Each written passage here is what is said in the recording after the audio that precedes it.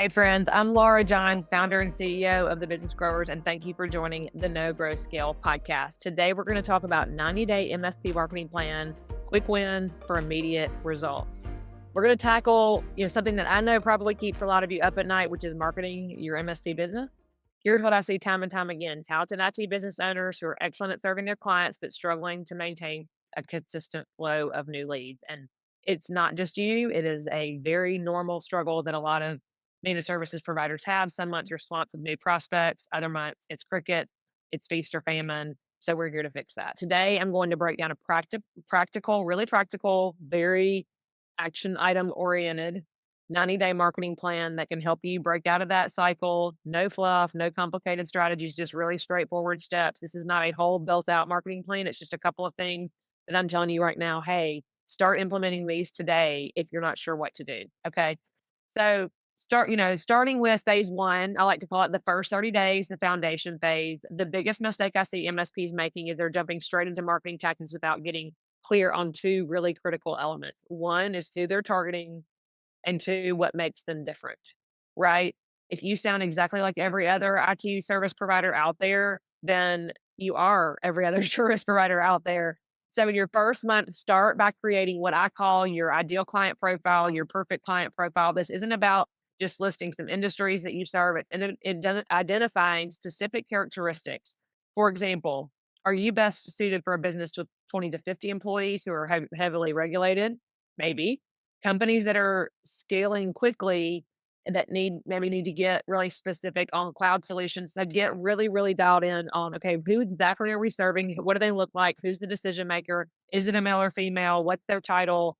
And what type of company do we really, really like to serve? And if you don't know, a lot of times you can look at your current revenue and see where the majority of it's coming from and pick your top 5 best clients. Here are our best clients. Here are the ones that we really, kill it for, who trust us, who love us, who stay engaged. So that's where you really want to start. And then once you have that profile, the next step is crafting your message. So here's a framework that I want you to use.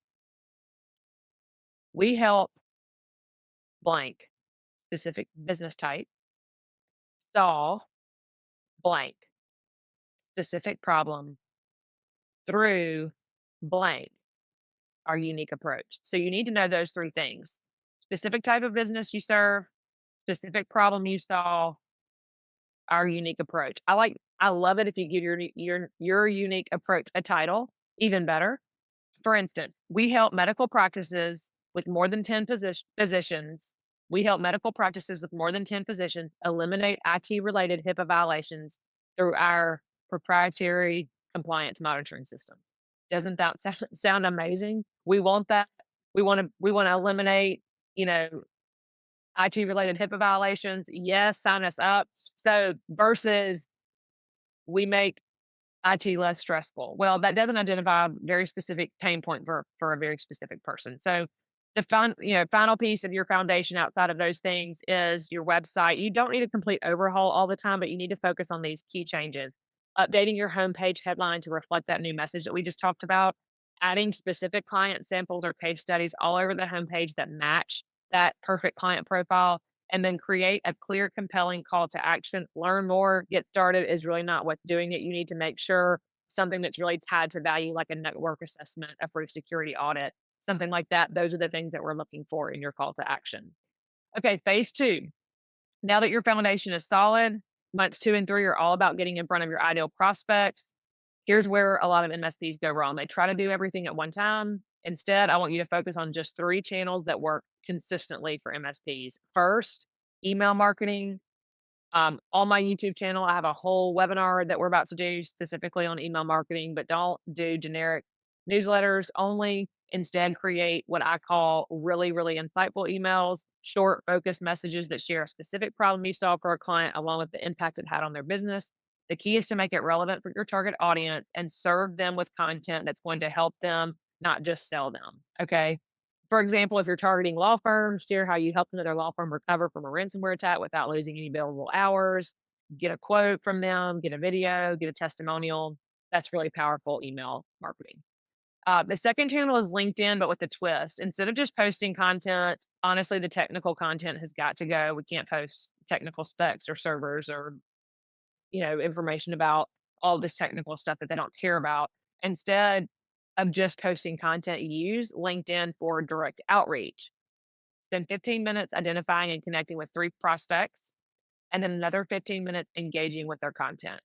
Say something on their post, give it a like, really respond to what their content says. The goal isn't to sell, but it's starting to build relationships and establish your expertise. And the best part is, if you have a good, solid email strategy, you're already emailing them in their inbox, and here you are engaging with their content. They're watching you. So, really good strategy there. The third channel, obviously, you're probably already doing this, but strategic partnerships. Make sure you're identifying businesses that serve your ideal clients as well. Commercial real estate agents, business consultants. Set up partnership meetings every week. You should be spending every week time with a partner, and have a goal of creating this formal referral program that makes it worth their time. Make your referral program stand out and be better than anyone else's referral program, right? And then phase 3, optimization. So in the final month, it's all about measuring and optimizing. Here are the numbers that you really need to track to be able to get an idea of how your marketing is at a baseline. Website visitors, email opens and response rates, how many people are accepting your connection request, how many qualified leads are you generating, and then the source of each lead. And that gives you enough data in 90 days to take them, look for patterns, figure out what got the best email responses, what LinkedIn messages work the best, and then start doubling down on what's working. Remember, it really doesn't have to be complicated. Your immediate action plan for this week is to create your perfect ideal client profile. Next week, craft your core message. By the end of month 1, go ahead and update your website, and be sure to just follow the rest of the plan exactly as I've laid it out. Like I said, MSP marketing doesn't have to be super complicated. It just needs to be focused, consistent, and with the right audience and the right message. Really, really important. So if you want to dive deeper into any of this, you can go to thebusinessgrowers.com or look us up at The Business Growers on YouTube. I put together lots of free resources with templates, with everything that we've covered today. And as always, if you found this helpful, make sure you subscribe and leave a review for us so that you can keep growing, scaling with us, and keep serving your clients with excellence. Thank you for listening to the No Grow Scale podcast. And again, I'm Laura Johns, founder and CEO of The Business Growers. We'll see you next time.